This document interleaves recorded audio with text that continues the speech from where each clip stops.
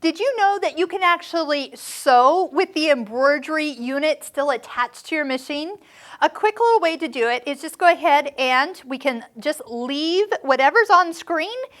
It will remember that for you. So if you just zip over to the home button and touch sewing, it's going to make sure that you've removed the hoop, which I have. I'm going to just leave it. Oh no, I'm going to take it all the way off so you can see it move.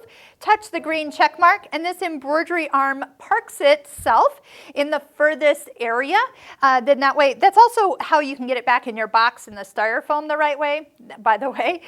It reminds me my feed dogs are still down, so I can go ahead and bring those back up. Touch the little X and the sewing screen comes up. Now I probably wouldn't do a lot of sewing with this embroidery arm here, but if I just needed to sew a couple seams in place, this does allow me to stitch without having to totally dismantle this. I can get that stitched, and then when I'm ready to go back to embroidery, just touch the home button, touch embroidery, and it will pick up right where you left off. If you're ready to do some stitching, touch that needle and thread, everything will move over, and it'll tell you to put your hoop on, and you'll be ready to start embroidering again.